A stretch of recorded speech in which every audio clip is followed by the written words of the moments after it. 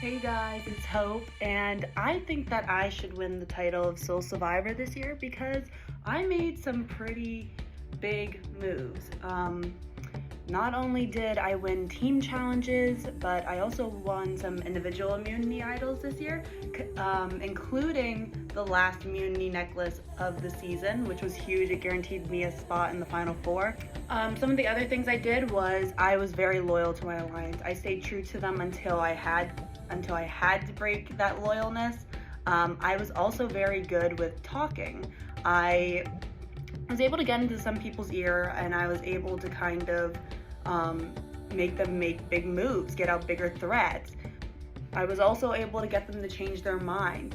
I got them really thinking about, like, would you want to sit next to them in the final four? Would you want to sit next to them in the final three? No. You'd want to sit next to me, right? Yeah. So my game was primarily talk. I'm very good with talking. Some of the other stuff, not so good at. But yeah, so I would say a lot of my game was strategic talk and getting into people's ears and kind of being like, okay guys, this is what we need to do. We need to do this and we need to do it now. Otherwise it's not gonna happen. I feel like I played a very smart game with keeping my idols to myself. Everybody was like an open book, I feel like this year. They shared a lot of other idols. Me, I kind of did it a little bit of an old school way, like the real show, and I tried to keep my idols to myself unless somebody had noticed that I had one, or if I was okay with being open, I would let them know. But my immunities, I would try to keep to myself. The only people that knew about that were Jack and Chase, and it was a safety no vote, so it did come into play at the pool challenge. I played it for myself, and I ended up not having a vote because I messed up pretty bad in that challenge, so I played it for myself. But I don't think Evan knew that that was what he would be getting.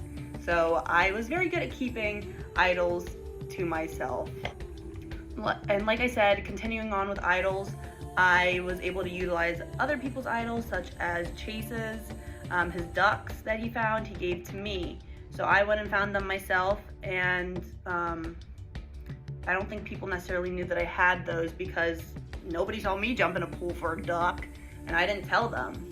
So I definitely had plenty of idols up my sleeve that people didn't know about. I got ones from doing a dancing video during Labor Day weekend. I had plenty of different advantages and idols up my sleeve. Yeah, so I was trying to play a very strategic game.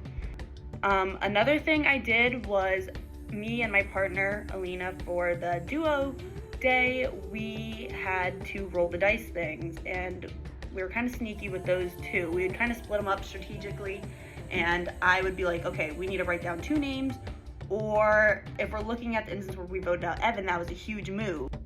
I had told Evan that he did not need to play his immunity idol because I said that I would roll the dice and we would have the numbers on his side. Meanwhile, we rolled the dice.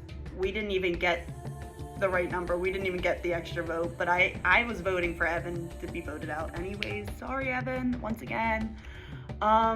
He was a big player, so I knew I needed to get him out, but I told him that the numbers were in his favor because I had helped him out by rolling those dice, and I didn't.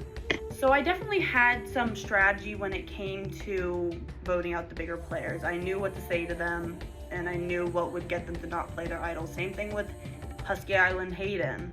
I told him he didn't need to play his idol because we're voting out this other person. I got into his ear. I was able to get into ears a lot and kind of convince people that they were safe.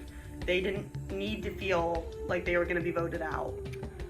Overall, I feel like I was a very friendly player, and however, I was able to use that to my advantage because a lot of people, want to get along well with the friendly player, with a nice player, somebody who can talk. But little they know, I'm also working against them. Kind of going back into being loyal though, that is something I take very seriously as a part of my game. I don't blindside unless I do blindside, don't get me wrong, but not against the people that I feel like are going to take me far and that I can take far with me. I'm extremely loyal to my alliances until they prove me to be otherwise. However, in the last episode, I almost was kind of getting a little worked up. I was like, oh my gosh, do I try to make a big move with my alliance members, and do we try to get Connor out too? He's a huge player, physical threat. But I honestly feel like I would much rather sit next to people who really earned their spot in the Final Four. I wanted to sit next to people who I could respect and be like, yeah, you know what, they played an awesome game too. Because you know what, that would make me winning feel so much greater because I'm sitting next to these other great players. And that's what I was kind of looking at. Like, I didn't care if he was a big threat. Because you know what, I'm hoping that I played a good enough game to the point where it doesn't matter. And I would much rather sit next to people who deserve to be there. Not saying that the others that we voted out that night did not deserve to be here, but the ones I'm sitting next to now, they worked their butts off, and so did I. And so I like the fact that we are sitting there together and we all played an awesome game. Based off all that, the type of legacy I want to leave behind is that you can play the game how you want. You don't always have to be the best at the challenges. You can win a few and still get to the end. You can blindside people that you're scared of blindsiding and still make it to the end. And you can work with people that you're uncomfortable working with. I worked with Jack, and he blindsided me last season, and it was scary to work with him. But I knew to be cautious, and I knew to be careful this season because I'm used to it. And so that's the type of legacy I want to leave behind. I want to leave behind the legacy of traditional Survivor, of not spilling the beans about your idols, and about having a good game strategy the whole time, and to stay loyal to your alliance members. That's the type of legacy that I want to leave behind. But if we're talking about winners, I feel as though I would represent the winner of the season the best because I played an honest game to a certain extent, to the extent that you can. I played the game strategically. I played the game the right way, where you're not blabbing about idols, where you are, winning challenges, helping your team. I played the game to the point where you are getting into people's ear and making them question. So if we're looking at it realistically, I played a game that would somewhat match the real Survivor, and so I'm proud of my game, and I'm proud of everything I've done, and I'm proud of the other contestants too. I think we all worked our butts off to get here, and I think that we are all respectable players, and I'm really proud of all of us. But I really hope that my case makes its point, and I'm really excited. But I think that I should win because I had a realistic game. One that was not perfect by any means. My game was not perfect. It was rocky and it was shaky, and it would have its highs and its lows.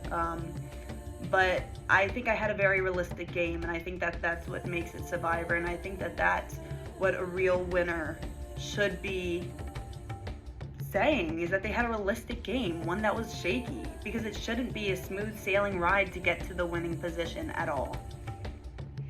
So that's why I feel like I should be the winner of this season. So yeah, I can't wait to see. Oh, and something that I failed to mention that I also had to do this season a lot was change teams. I didn't have numbers on my side for these teams at all. Oftentimes I was put on teams where I was outnumbered as a given player. That time when Hayden switched me onto a different tribe when they were going into tribal council, that was huge, and I was able to withstand it all. In fact, my name didn't even get written down once this season. That's how good of a talker I was.